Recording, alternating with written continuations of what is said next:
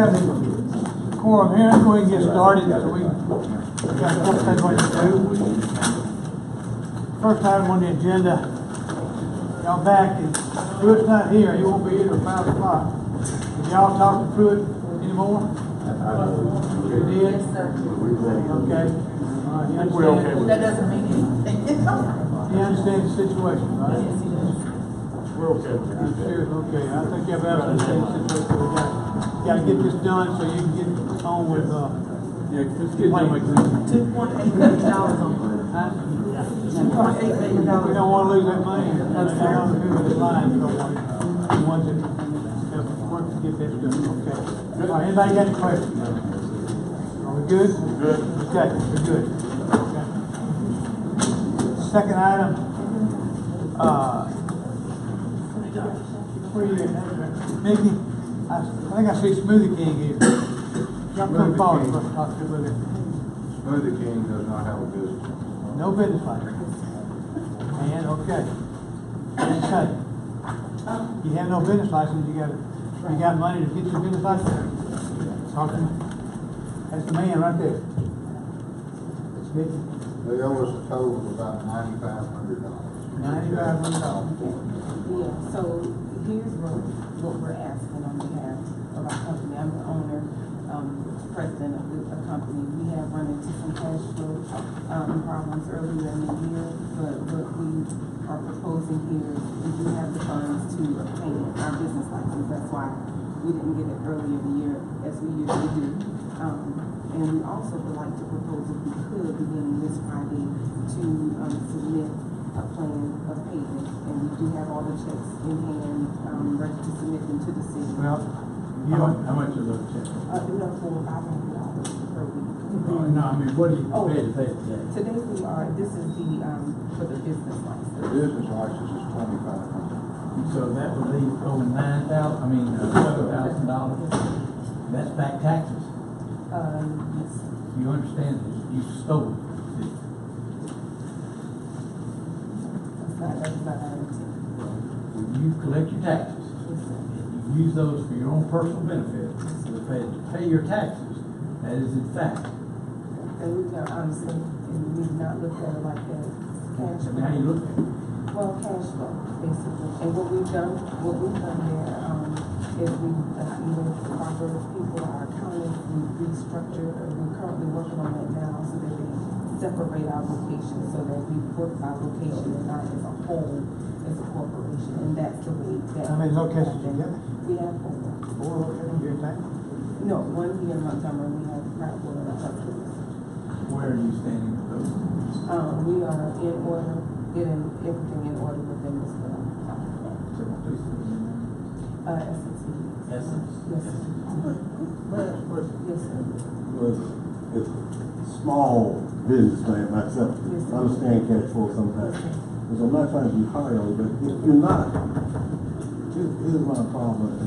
I know most of us want to see businesses succeed. Yes, sir.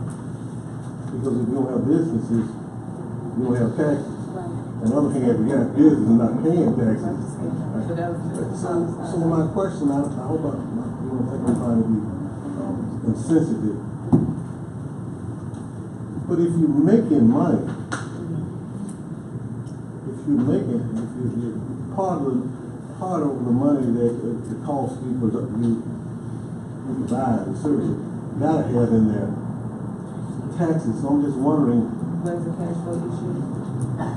It's basically falling with, we have a university campus location. Those funds, we get 90% of those funds are coming through student. They use their student card. There's a wait process for us for them to process to get us that money, those funds back. So we're not dealing with just pure cash and credit card sales at one of our larger locations, and it does suck up for what the needs are, paying other obligations and payroll and cost of goods, those type of things, and that's what usually bring us into a place where we find ourselves unable to meet obligations of things like our, the monthly tax. And so again, what we've done here recently, we've gotten with a consultant, we've gotten with a new CPA to be able to those out so every store can stand on its own.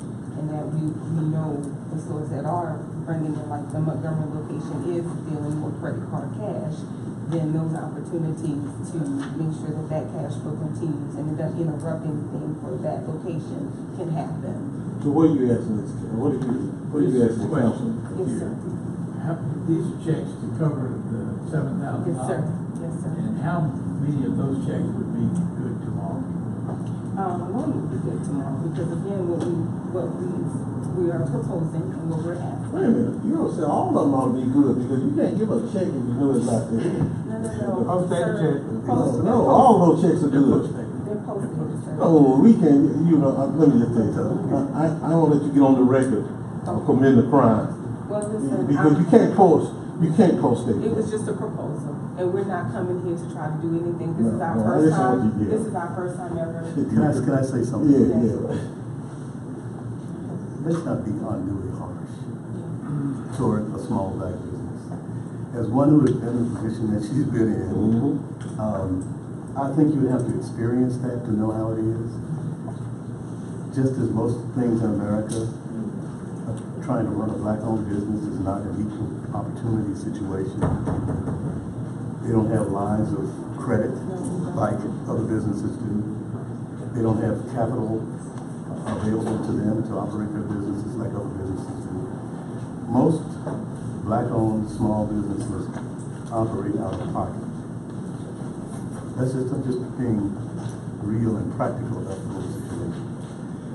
And you can't expect, just as you can't expect a special education student to compete with a magic school student, you can't take the same test and give it to them and say, judge them equally. You can't take a small black-owned business and juxtapose it with a general market business and say all things are equal. You're not. You're simply not. And Mr. Mayor, to your assertion earlier that if you don't pay your taxes, you're stealing from the city or from whatever the entity is that the taxes are owed to. Oftentimes in a small black business, it comes down to, do I pay my employee?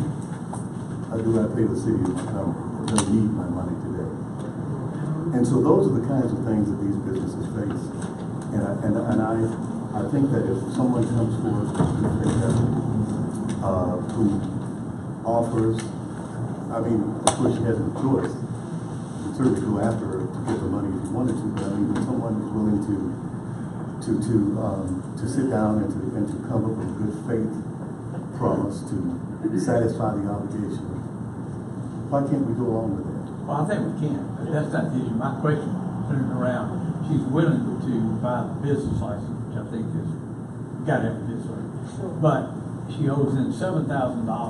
That $7,000 probably represents about 7 months of business, I would think. And so she's been 7 months into this equation for not paying, nor did she contact us, we contacted her. What I think we ought to do in this regard is we ought to take the business license and we ought to give her the opportunity to open up once she pays, I was going to say a third of the $7,000 that she owns. Normally, we would go 1/2 before we would actually give her the opportunity to open it back up. Yeah, we treated other businesses. But you can't. But then I won't have any income. I No income. I absolutely understand that. I have one question. How long have y'all been in business? This July, that location will be 11 years old. 11 years old. And you've And never so had a I don't problem think in before. 11 years you have a business plan. But you've never had, you've never had a problem until now, this year. Not had any issues. And if we You have. been running it that long? Yes, sir, I have, my husband and I. And if we have had any issues, we have paid what we owe, and we've done it. You've had a good solid name in the community for all these years, I Yes, thought. sir. Yeah. Yes, sir. So, okay, I think, well, I've told you. your history is, I've been there. your history is that you've done good. Okay, now wait, you need to work out a deal with it. Yeah, but let me just tell you something. I'm not trying to advise at all. But I would suggest that you turn those checks in pre-dated. I don't know what may happen. They may get improperly, somebody might have all good intention, but they go down into the bank and put it in, they come back. With all due respect, sir, this was just a good faith effort. It wasn't to, you know. She's really trying to go. I know, I appreciate Let her- that, but I don't want, Make a listen, deal. you're not, Work something out. Vicky knows how to make a deal with you. Thank you so much, gentlemen. You'll sit down with Vicky. okay. We'll, but you got a You have to good, have something. good effort.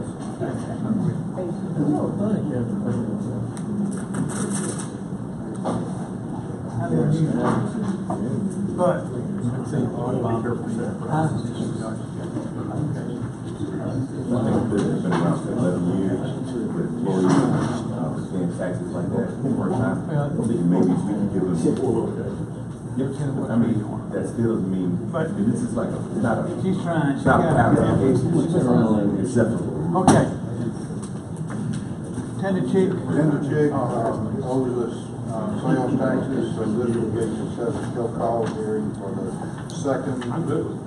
It was not set up as a show cause, it only came to me as a business license. Tender check? Yes, sir. Now, I may have looked at it wrong, but that's the way it set Now it up. revoke business, failure to purchase business license. But I haven't sent them the letter then, if it's supposed to be a show cause, but I thought it was just a business license. I've had it corrected.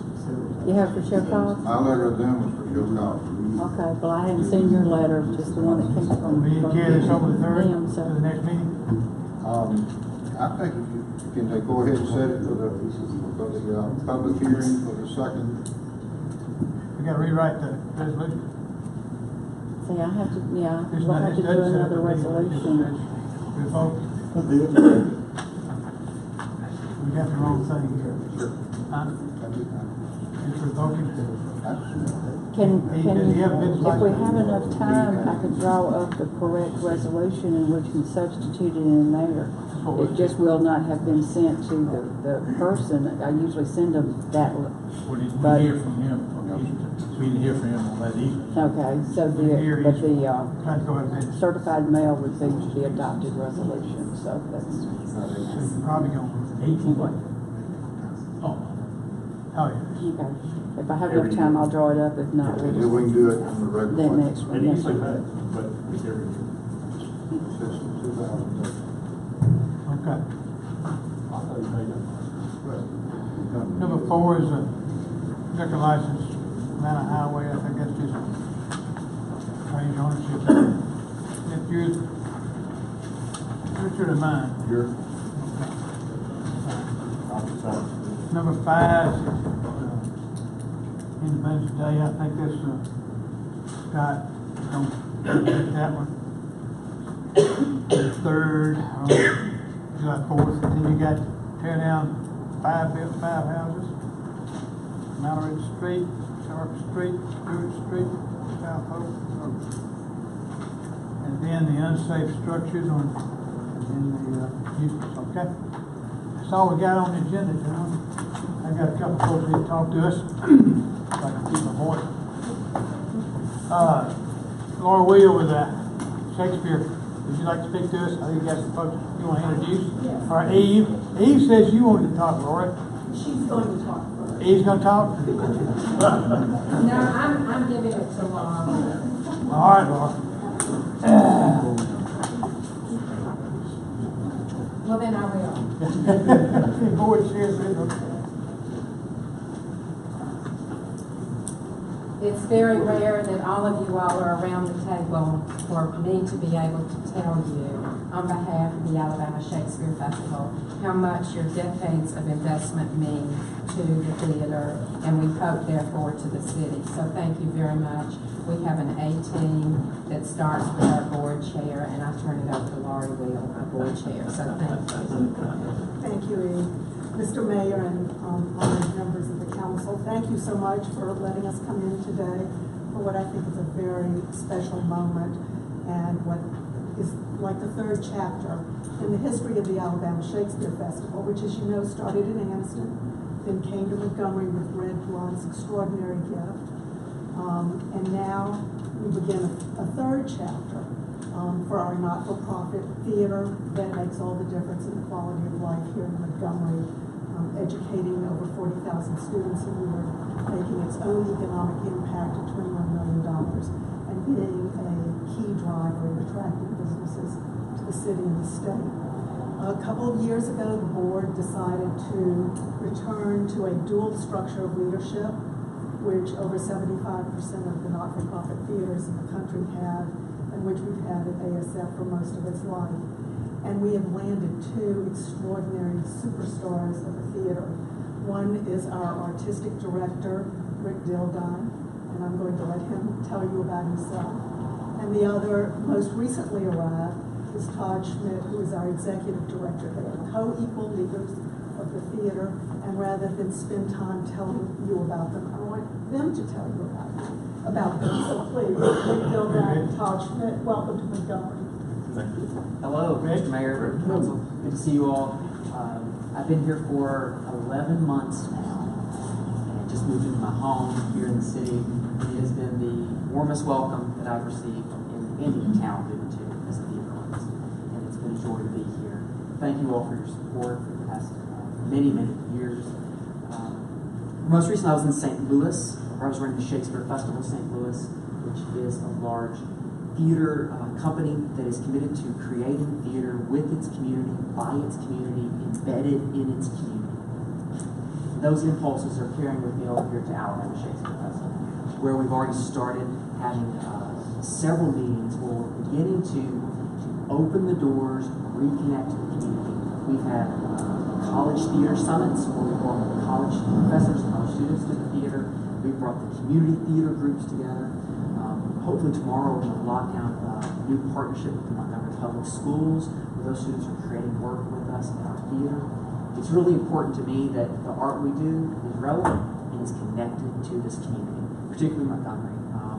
When I get to travel the country talking to other artistic directors, this theater is known for its excellence, it's known for its venues, and it's known for a place that you want to have on your resume. So we have a great reputation around the country, and I'm looking forward to continuing that. Thank you. Thank y'all. And I just share with more time was going to speak, so Todd and I have a lot in common. Both left-handed, 2 Ds and left-handed. But Rick, since he's been here, really has brought great energy and new life. And we've got a new venture on the 3rd of July. We're doing the fireworks at Shakespeare, but before that, they're going to have a wonderful opportunity, and I think it's free, is it? It's free. Yeah, it's free. Everybody loves free to experience Shakespeare outdoors with some Declaration of Independence and some samples of plays before, and then all of a sudden the fireworks are going to start at 9 o'clock. So it's been a great partnership with Rick to be able to do that.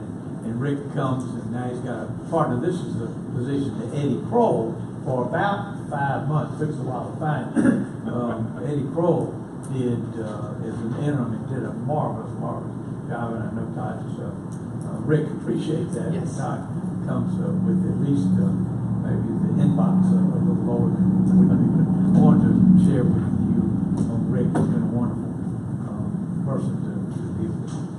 Thank you so much. Thanks, Rick. Todd? Thank you. Thank you all, Mayor, Councilman. My name is Todd Schmidt, and I've been here for 11 days. But I have a little bit of a history. I went to high school in Birmingham. I went to Auburn, and then after that moved up into the Chicago area to go to graduate school at the Goodman School of Drama at DePaul University. Since that time, my professional career has been centered primarily in the East Coast, most recently at a theater in New Jersey called Paper Mill Playhouse, which is located just outside of New York City. And I'm proud to say we did a major turnaround there, won the Regional Theater Tony Award in 2016 during the 8 years I was there, and it was an incredible time to be there. The festival has always been important to me. Growing up in Birmingham, I would go to Anniston as a kid to see the festival. It was one of those places that was a shining star in professional theater in my early years because it was incredible work, performed well by incredible actors, embraced by the community. And it was really one of the things that led me to pursuing a career in professional theater. So I am just very happy to be back home in Alabama, to be working with Rick, Lori, and the staff and this incredible board to revitalize and continue to grow this great institution, to to grow, as Rick said, our education programs, our deep connections into the community and beyond those connections we currently have.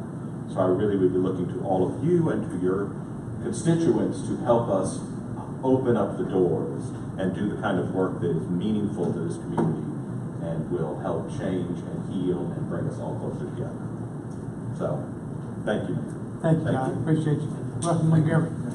All right. And if I could just circle back to King's introduction and say thank you so much for the support that you give the Alabama Shakespeare Festival. We could not do our work. We could not do our work without your support. Thank you very much. Thank you. Appreciate you.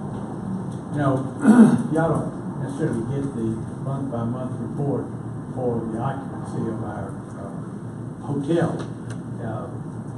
Really, the exit that we call exit 6 is always a bit higher than downtown. And that's in that 73, 74, 75% range, but they're a bit higher. And we've always attributed that to Shakespeare being in from that venue. And obviously we've got some sports fields out there as well. So it's a big part of everything that's positive about Montgomery. You use the term 21 million. Is that the economic impact that it gives to, was that the Darabi study or? Yes. Darabi study, 21 million. And 1,000 jobs. Yeah. Good. Wow. Very good. Thank y'all. All right. Thank you. Good luck to you. Appreciate you. We discussed earlier a couple things going on in the city that you need to really know about as a council. And one of the things is that 2040 envision study that's going on. And the reason I bring it up is that it's beginning to pop up in the newspaper, parts of it, or in other news media. And so, rather than you be the second person to know about it, I thought I'd have Robert come and explain what's really going on. I emailed you a copy of what I had, but Robert's got some other information. So I want Robert to take a few minutes to just talk about it. I think I copied everybody in that email. As he's passing that, I just want you to remember the fact that we actually included this in the budget that we're operating under today and in next year. So it's going to be a 12 or 14 month project that's going to spill over. And it's what, 360, 380, something in that range, Rob? Yeah, about 374. Yeah, so it's being paid for in our budgets. Over the course of a 2-year time frame. So year 1, the first half, year 2, the second half. As we kind of wrap that up.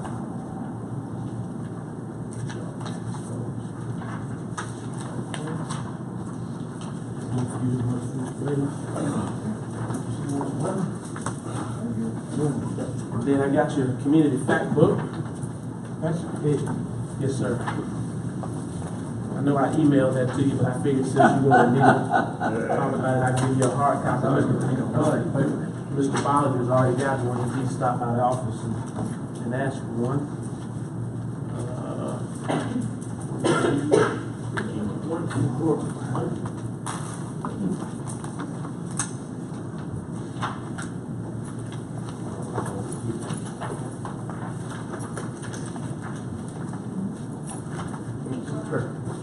Okay.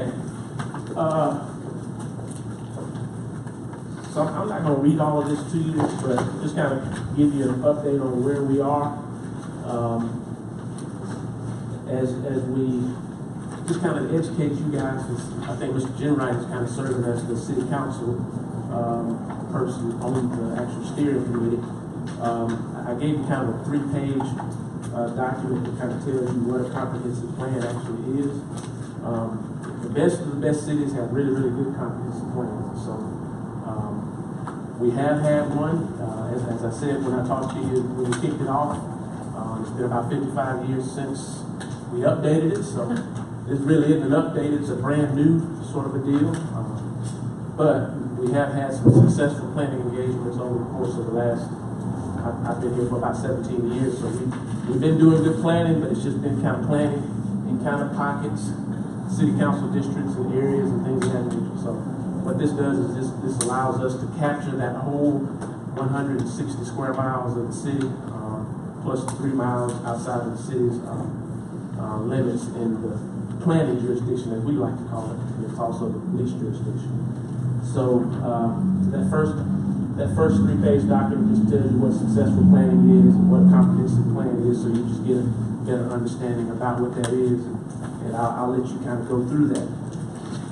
What I also have given you is a community fact book document, which is this is the document that's been gathered, where information has been gathered, and there's a process flow chart on that second page that talks about the different phases of the actual planning process for comprehensive plan. So project initiation, see all of what is taking place there, number one. Number two, preparing for engagement, communication, outreach strategy, base analysis, number two, and the fact book, data collection, things of that nature. We're sort of in we're getting ready to start the number 4 phase, the listening and learning, and also strategic analysis. So that very first meeting that we had was at the Chamber of Commerce back in February at the kickoff meeting. The steering committee and advisory committee is composed of about 50 key people, business leaders, CEOs, college and university presidents, people in various different leadership roles around the city of Montgomery. We brought them together, had a kickoff, got them kind of oriented to the process and what a comprehensive plan actually is, and as kind of an educational piece. In that second meeting out at Gateway Park in April was again more of the same. We delved into a little bit of a listening and learning session with just the steering committee members, and kind of asked them, based on the 25 different elements that we basically are looking into, whether it's land use, community development, economic development, community facilities, parks and recreation, I mean, you name it. What are our strengths, weaknesses, opportunities, issues, threats, and you name it. We asked them, education, the whole 9 yards. So we asked them to tell us about what's been going on in Montgomery over the course of time. So we got into the listening and the learning briefly, just with the steering committee at that meeting in April out at Gateway Park. Meeting number 3 was a larger listening and learning session held at Alabama State University. I think this was in the Life Sciences building or Abernathy Hall. I'm kind of drawing a blank there on which particular location we were at. We were at ASU. That involved basically a larger cross-section of people that focus on real estate development, land development, economic development interests, parks and recreation, environmental, people, education. Yeah, we had an education group that was composed of everybody from the superintendent of Montgomery County Public Schools to the headmasters at St. James and Montgomery Academy and Catholic and Faulkner University and all of the colleges and universities here locally. So we did larger listening and learning sessions with about 5 to 10 different people from those particular key interests. And again, that was more listening and learning, and we kind of ended that session with another steering committee meeting, meeting number 3, kind of giving the results of the listening and learning and actually unveiling this particular community fact book to the steering committee that kind of tells what's been going on in the community. I've tasked these consultants with telling us really what's going on in Montgomery, good, bad, ugly, because you can never improve a situation until you really know what's really going on across the landscape. So that's where we are with meeting number 3. Meeting number 4 is going to be coming up in the July time frame, and we're going to start building towards the actual Summit of the Future, which will occur on about October 4th, which will be basically held at either ASU or the Multiplex. We're looking for a large venue that will hold 300 to 400 people, because that's how many people we anticipate coming to this particular meeting. typical sample size for the size of the city of Montgomery is about 400 to 500 people if you want to have meaningful impact and you really get a good cross section. And so in the Summit of the Future, we're going to have basically a larger listening and learning session with a larger cross section of people in the city of Montgomery to again talk about everything that we've talked about, the smaller group to the next larger group to this being the largest group that we have, and then we'll get to a point of starting to formulate an actual plan, a comprehensive plan of action that will carry us over the course of the next week. Who will you help run that through?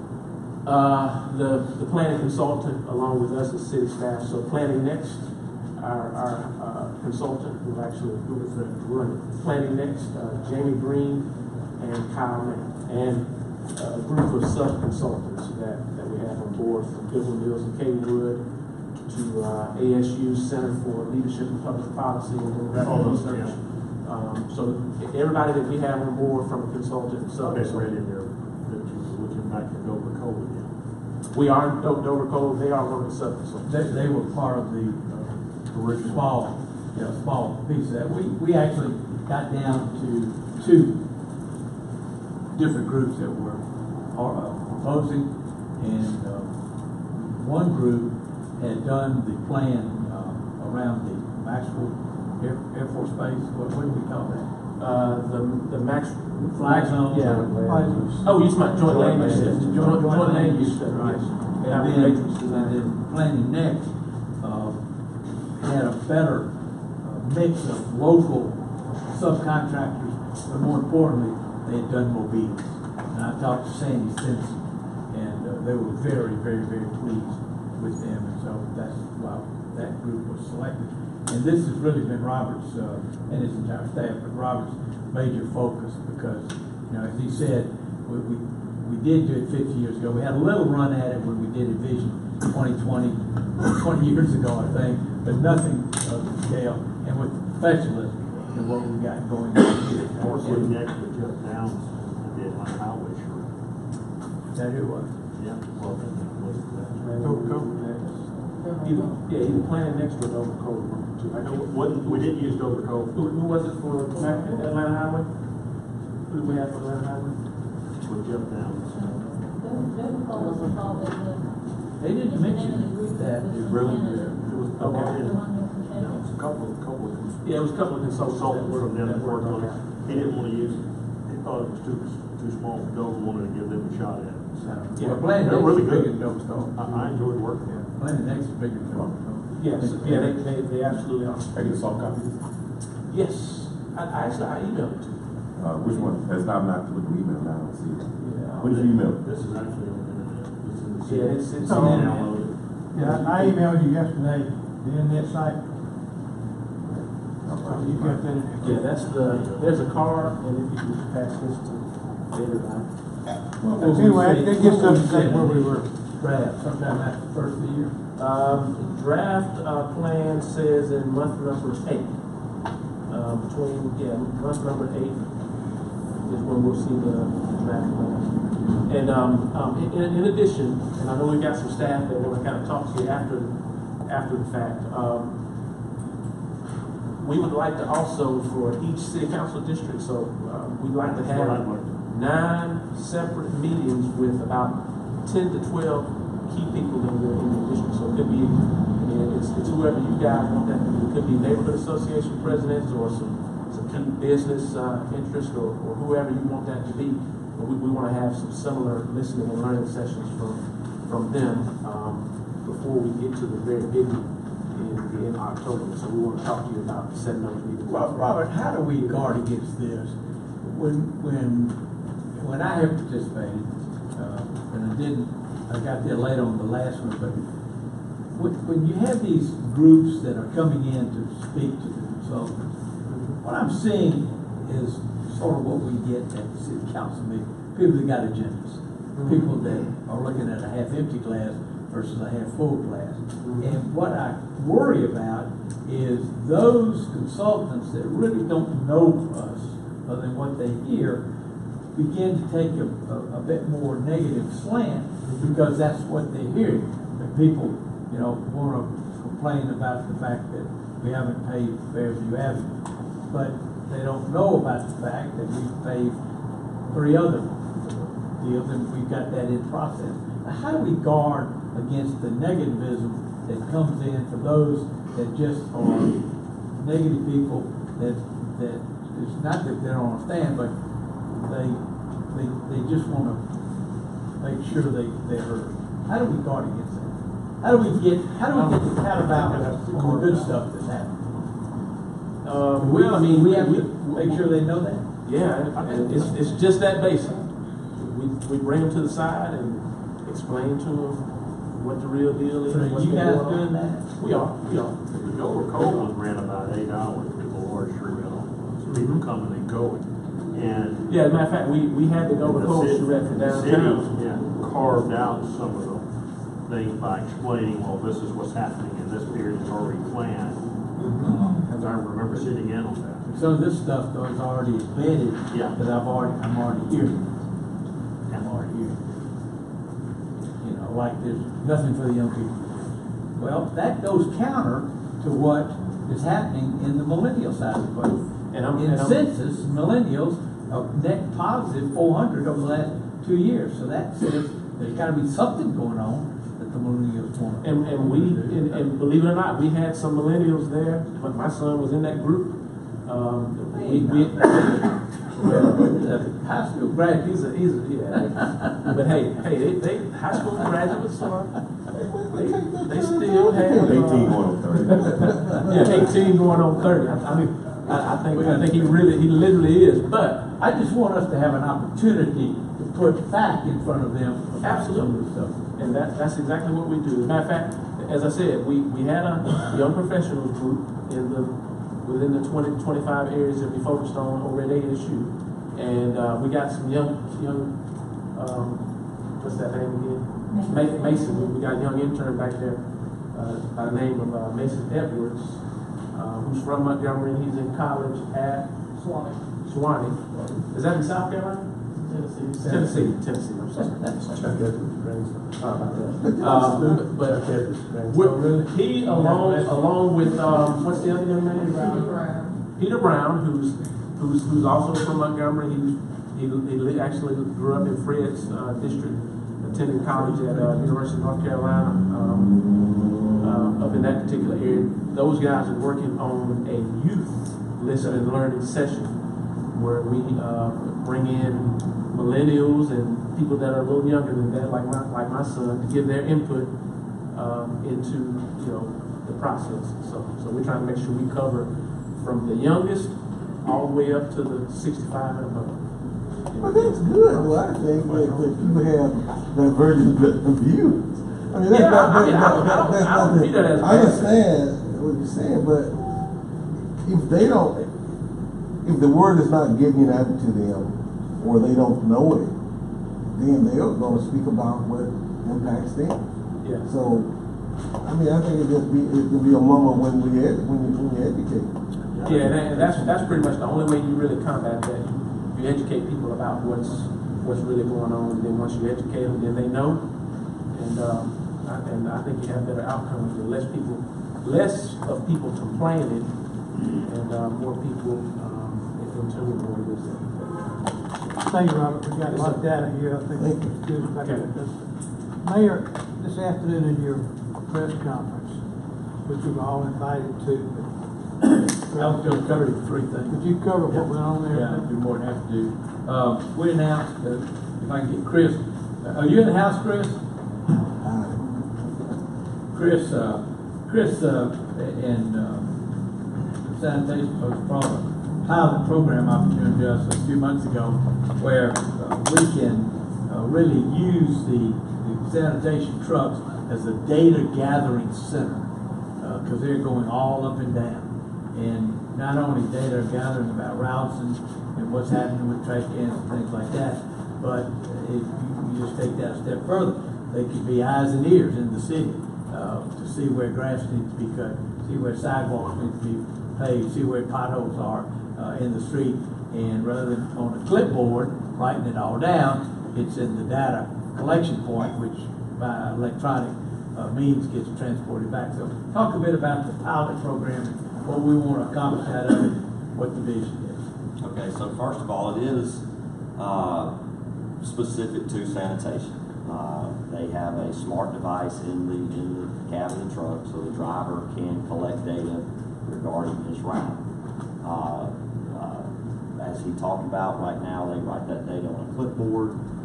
They have to come in at the end of the day, go through all that information in terms of what houses didn't put a can out, which houses maybe had a bulk violation pile, what types of services they needed to schedule in the coming days that they noticed on that route. So this allows the driver to have a smart device. All that's collected real time, transmitted back to our customer service center at the city lot, public works lot. And so we have all that information to us. A secondary component that we are testing that I mentioned briefly is a pod inserted into the truck that can give some kind of engine diagnostics in terms of how the truck is being operated.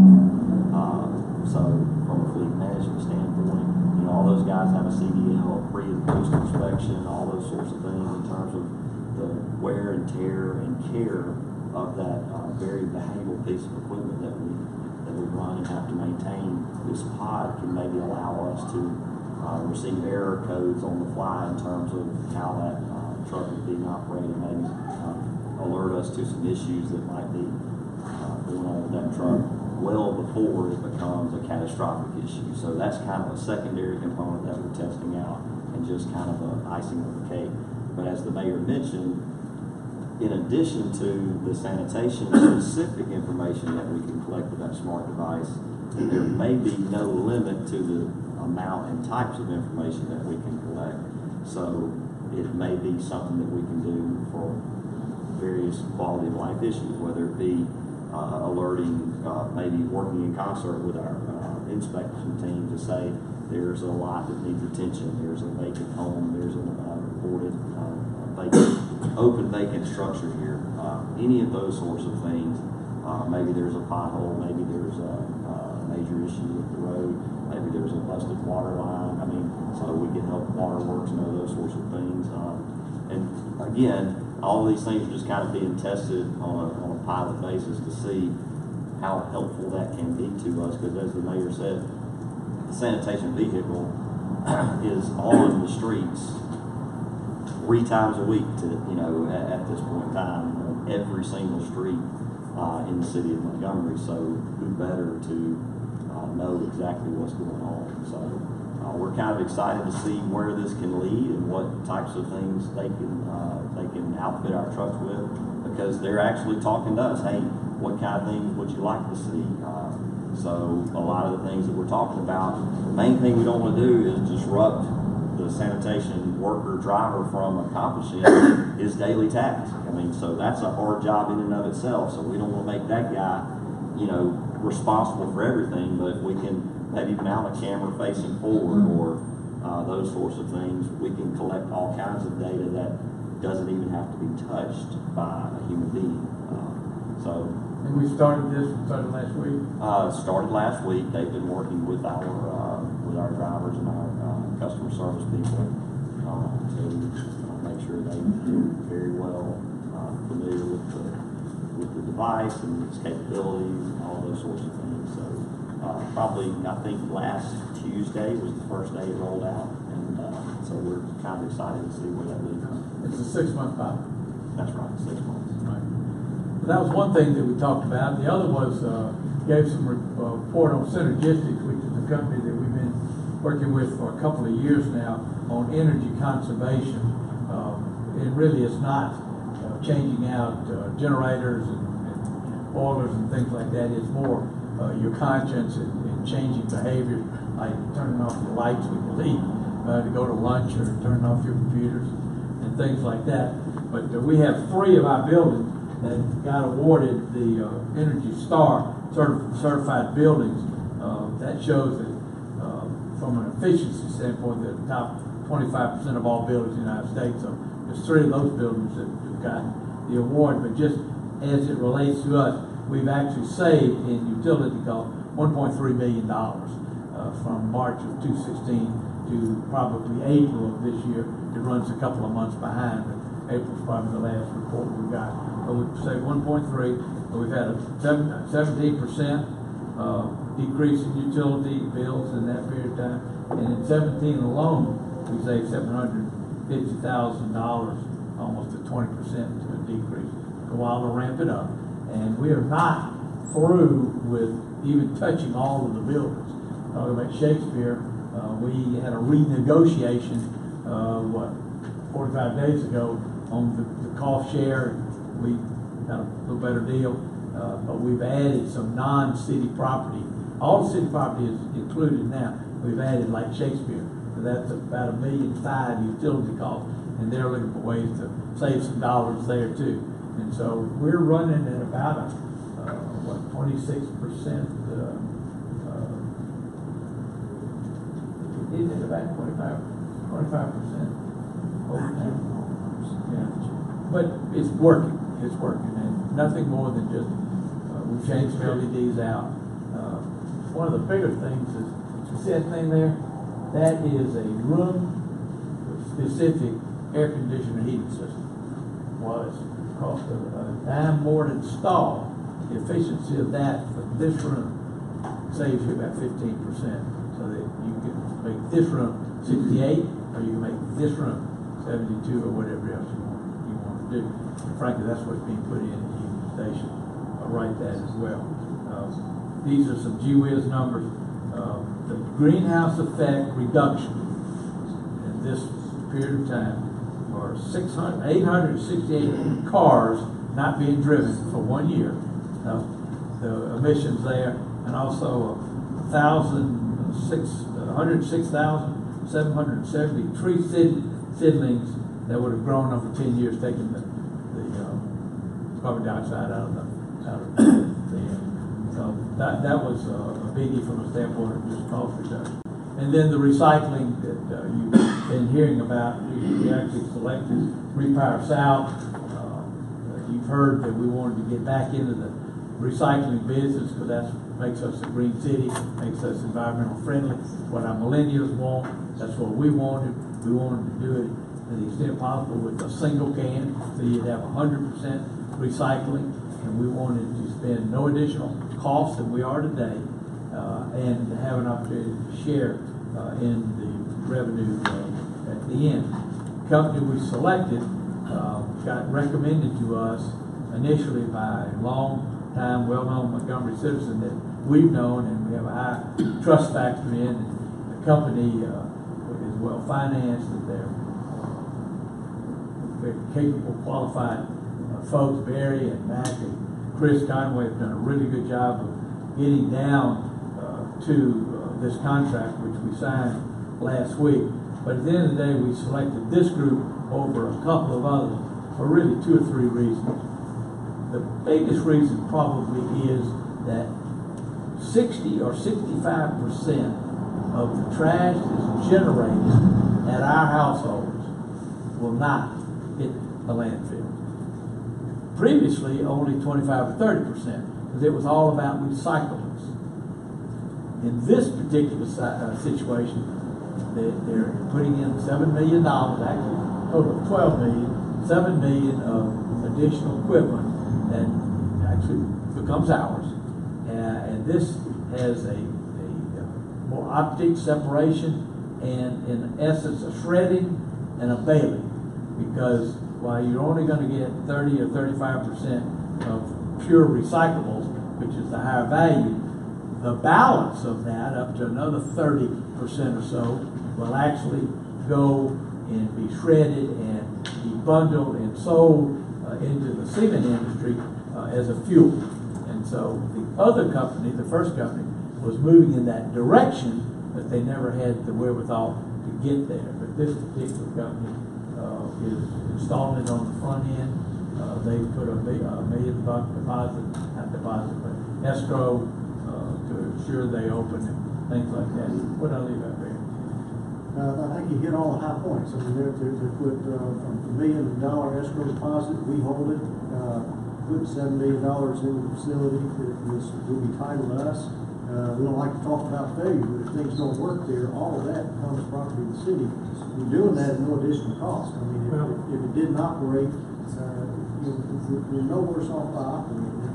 Two things I heard out of all this is that the person is head of that very financially stable. Right, Matt?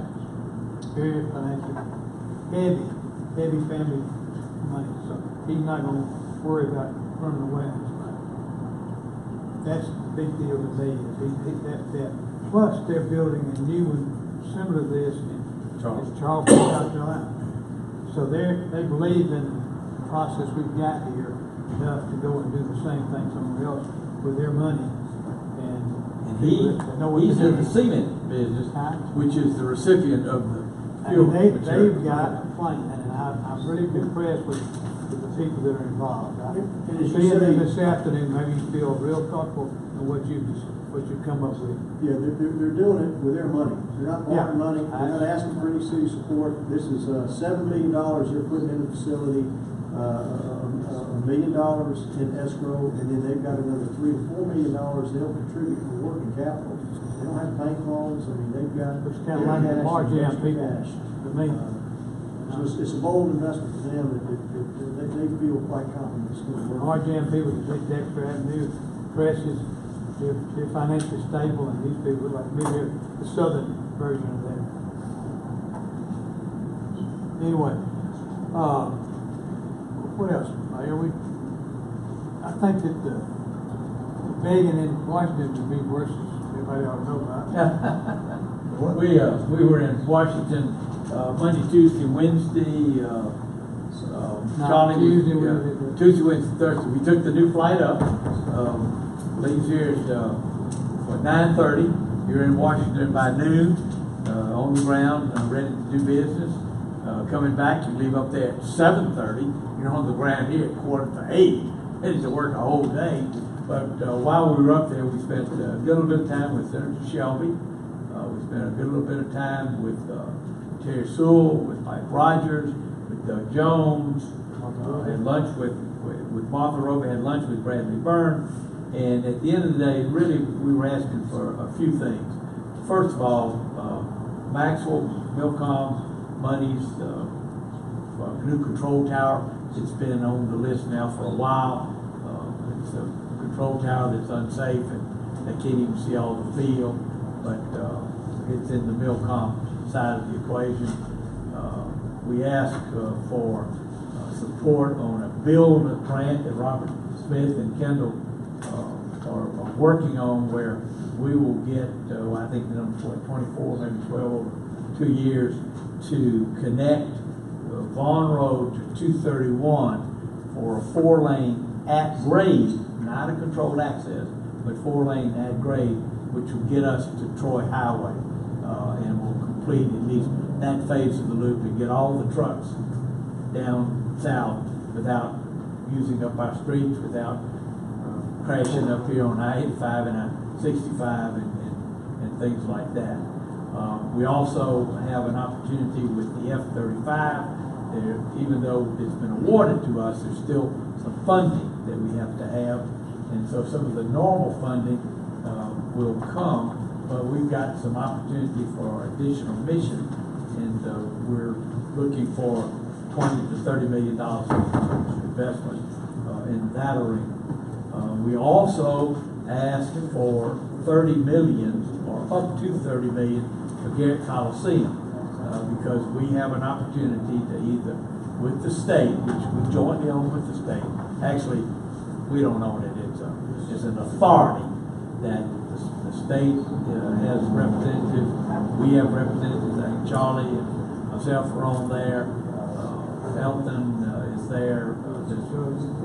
Doug's on there, and then the governor's on there. The finance director's on there. The agriculture commission's on there. But we're trying to put $30 million, which would entirely renovate it, put new barns and McGreary, air conditioned, electrical, the whole 9 yards. We can get by with as little as $10 million by putting that'll put in the HVAC, because today it's about a break even. It makes a dime or two. But we only can use it 8 months out of the year, maybe even 7, because it's so hot during the summertime. So if we get, Ravi said that if we can get the extra 4 months or 5 months, then we can in fact double the revenue. Because this is the time for the cattle and the livestock and the farmers and things like that. Just last weekend, we had International Harvester here, and I didn't go, but I was totally expecting 25 or 30,000 people here. As of noon on Friday, there's almost 7,000 people come through. Friday, Saturday, I heard what the chamber knows about that. And so you get concessions, you got a rental, Every you get hotel. Parking, there are some hotel rooms. Every hotel is 50 miles from school. Really? Wow. So the opportunity with the Coliseum to revitalize that area of Montgomery is there. And I felt real good in listening to some of the congressmen talking about historic money available to do these things. Shelby right on down. Well, not only historical money, but some homeland defense money, because you know in the last 2 hurricanes, that has been a staging area for not only livestock, but FEMA and some of the rest of them too. So I think we might be fairly successful. It may be only $2 million, but at least that's $2 million that we don't have to go find. You know, I felt real positive about the runway.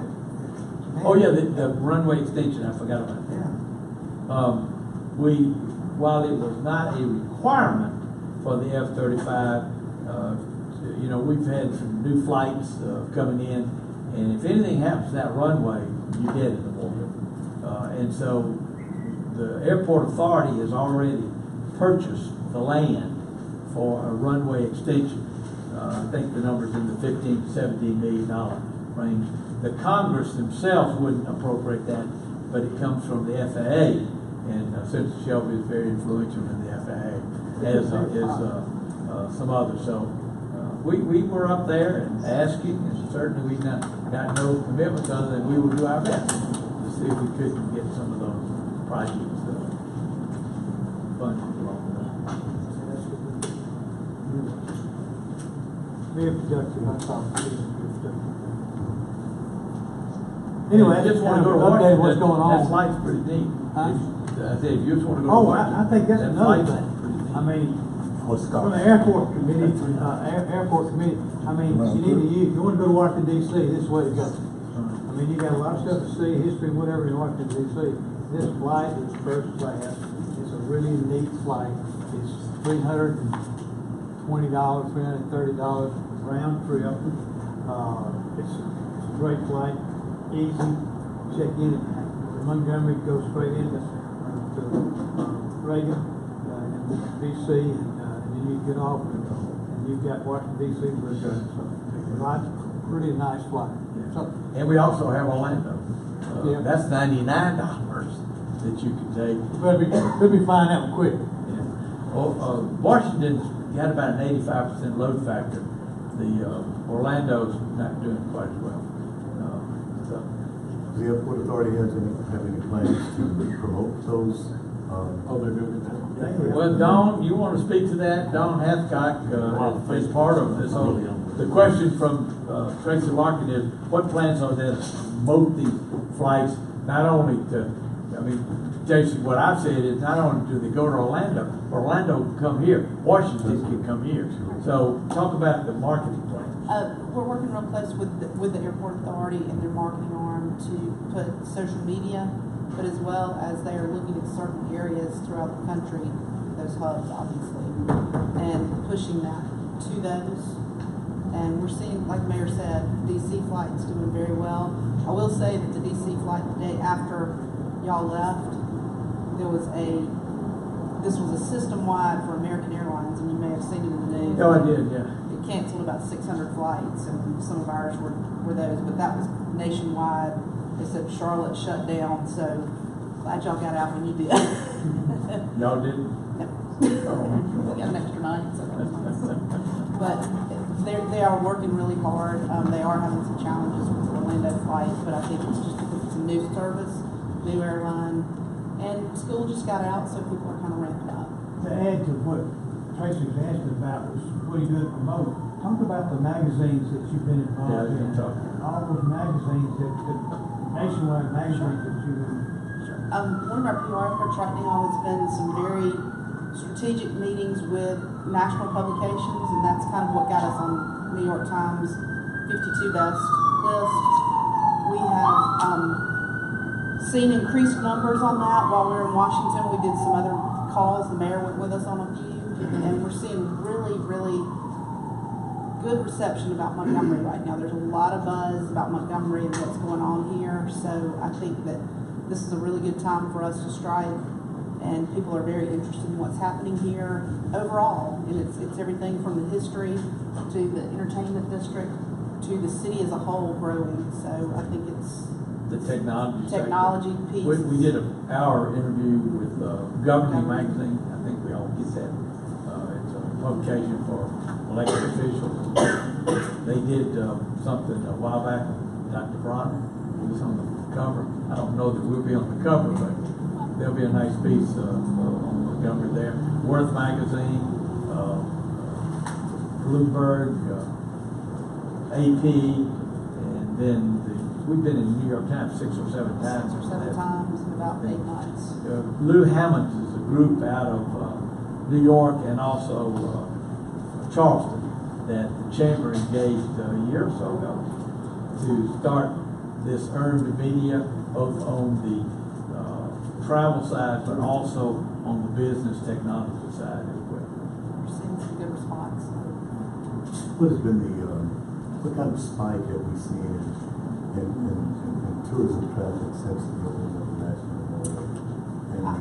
I actually just got the numbers, which I was about to send to you, but we, as of May, the end of May, calendar year, we've rented, if you will, sold 40,000 more rooms this year versus last year, first 5 months. What's that 40,000 mean? Is that 10%, 20% more? I'd have to look at that and tell you. Thanks. Well, let me put it this way. The revenue to us in the month of May, which would have been the EJI month, was up 33 1/3% of revenue. Revenue of what? Lodging tax. Lodging tax. Yes. And when we did, Mary and I did the extrapolation, if you take the lodging tax back into the revenue stream, we had, on the sales tax side, we had $8 or $9 million more spent in the May time frame this year than we did last year. And on the hotel side, I think that was like 1.8 maybe? Yeah. 1.8. It totaled about $11.5 million more of revenue to the industry, to the enterprise, which turned into about $500,000 of direct tax to the city. Doesn't count the county, doesn't count the state. So EJI had a tremendous benefit, and we met with EJI 2 weeks, 3 weeks after that event, and they're getting about 3,000. Then they're getting about 3,000 visitors. Was it a month or a week? A week. That Sunday after the bookstore was packed. Just the space packed. So that little bookstore, cafe, coffee shop. But Tracy, you'll find this interesting. Brian told us this, I guess. I don't know where I heard it otherwise. He said that during the EJI week, where we had maybe 20,000 or so people here, they had 2,000 people to go through the White House of the Confederacy. Interesting, right? It is. Because what's happening is the magnet is drawing them, but that's not all they do when they're here. They do everything else that is out there, and they then now know Montgomery so much better than they did before they came. Mayor, if I can add one more thing, one of the interesting things when we were in DC, we went to the new African American Heritage Museum at the Smithsonian, and I would say, number one, it's incredible and it's huge. But when you go through there, Montgomery is represented all through that museum. And there's one section, and we were sitting there, it's kind of an interactive section where you're looking at some things. And we were were sitting there, and there was this African American lady next to us. She was older, and I heard her say to somebody that she marched in the Selma to Montgomery March. So I started talking to her, and I mean, we had the best conversation, and it was just really neat to talk to her and hear what she said. And of course, we invited her to come back. But it was just a neat conversation. But to see Montgomery represented throughout all of those national museums and the response that they're getting, it was very impressive. Are they representing a positive way? They really are, yes, sir. I mean, they tell the real story, but they show Wait a minute, everything. there's two different, you give me two different answers. Well, they told the real story. I'm saying, I mean, the real story. they're telling the real story of what happened in Montgomery, but they're showing where we are now. Okay. Yes, sir. Well, the other thing that we get a lot of positive comment about is the fact that we're confronting our history. And yeah, no, we hear that all the time. That not many cities have confronted their history. And what I do when we have a chance, we talk about how that we honor our history, we celebrate certain parts of it, we do confront the ugliness that was there, but we don't get stuck there. We use that as our springboard to our future, which is all about the technology, and then you go into the F-35 and the cyber and the innovative internet exchange, things like that. That seems to be a good message itself. Okay. Anybody got any questions or anybody? No, that's just me at 5 o'clock and not being adjourned. No, the only prohibition agreement, the only prohibition